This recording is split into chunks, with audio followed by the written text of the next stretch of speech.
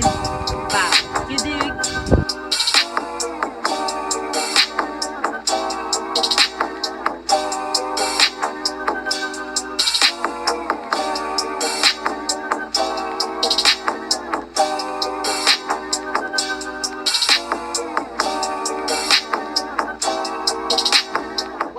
Unlocking Your Freedom podcast. This is episode 4. I have the pleasure to interview Dr. Webb. She is super dope. She's amazing. And let me just say, y'all are in for a treat. What's one thing that you've had to break free from mentally? So if I only have to pick one, because it's multiple things. It can be multiple things. Because I have multiple things myself. I think one of the things that I've gotten better at. So, some things I still need to break free from, right? Yeah. But one thing that I feel like I've successfully broken free from is the belief that happiness is something that just happens to you. Now I've come to learn that I can actually choose to be happy. Yes. And it's not dependent on my circumstances, it's not dependent on who is or is not in my life, who is or is not talking to me, how much attention I'm getting online, right? Like I can choose happiness at any moment. And I used to think, just lucky people, like why do they get to be happy? Like we don't get to be happy. It's a choice.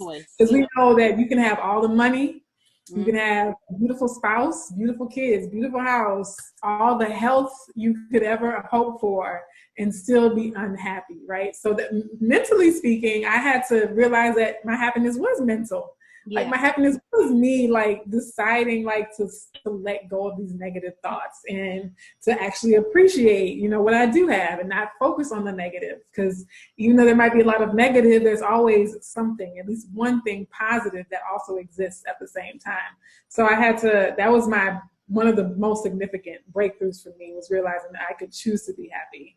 Yeah. And I think sometimes people can depend on other people to make them happy. You know what I mean? You depend on somebody to, be happy, or somebody try to depend on you for their happiness. It's like, hey, look, you got to make yourself happy, because that's draining. Like I can't make you happy and me happy, because I've been there before. So I definitely understand, but once you get to the place like, dang, like, when you really sit back, like I had to have a moment like, okay, what's my favorite color? It's purple. Oh, what do I like to, I like to be in peace. Oh, I like to, and you were like, oh, sometimes you forget those things that really makes you happy, or just like learn about yourself. And I think you have to learn about yourself to find your happy place. Because sometimes you may not even know what that means. Preach it.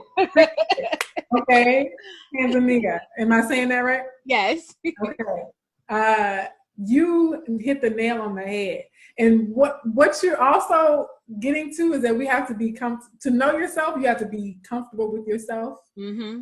More specifically, you have to be comfortable being with yourself. And even more specifically, you have to be comfortable being alone with yourself. Yes. And I feel like, and I feel like that's hard for a lot of people. I think especially for women, because they want that emotional connection. Like they want that male next number. They want that. And it's like, you got to find that in yourself. Like he can't get it to you. You know what I mean? Like you got to find that from within. And honestly, that's not always the easiest thing to do. When you literally, take a reflection, you look at yourself and you say, okay, this is what's wrong with me. This is what I need to fix, and have that honest moment. That's where that growth come in at. But a lot of people are not willing to be honest with themselves.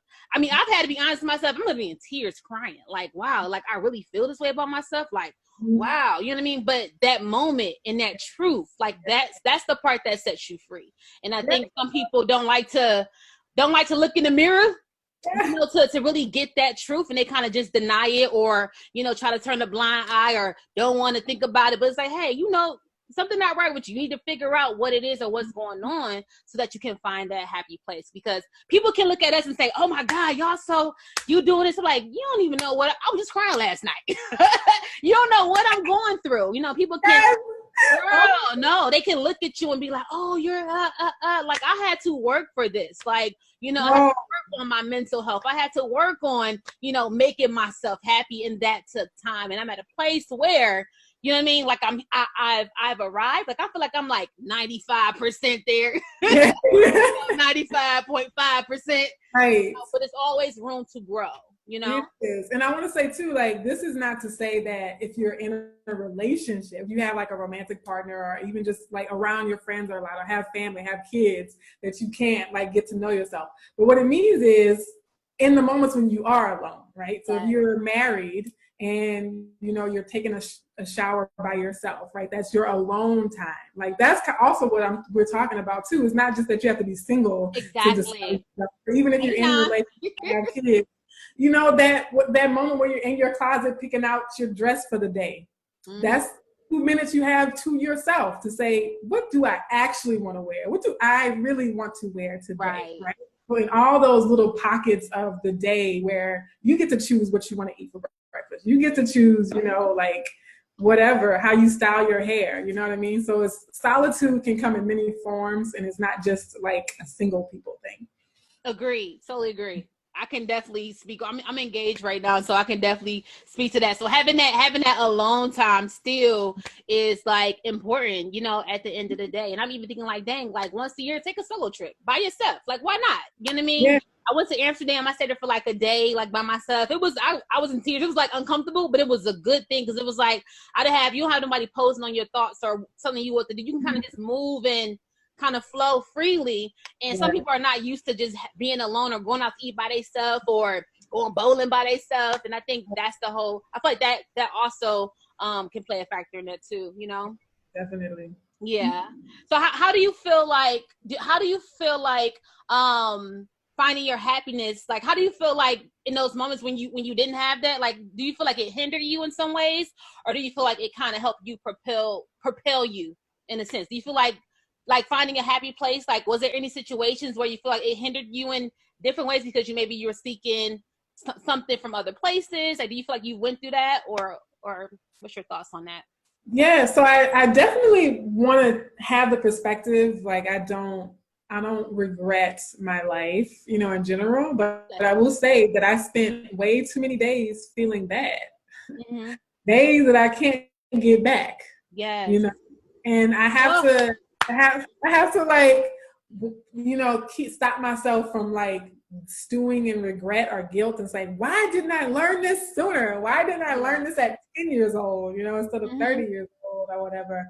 But I learned it when I was meant to learn it, right? And so part of my, you know, lesson is that I am actually now more compassionate because I know what it's like to be depressed, because I know what it's like to be crying at night. Like, that has made my heart like softer for other people, you know. Not everyone comes out of trauma or pain more compassionate. Some people become more hardened, or, you know, they want to like project their pain onto other people. But for me, fortunately, it made me, you know, understanding of where other people are coming from, and made me able to like help them in a way that is speaking from experience, right? I was not one of those students where it came easy to me. Like, I really had to learn it. So then that helps me teach it. So I feel kind of the same way with like dealing with my own pain and my own struggle.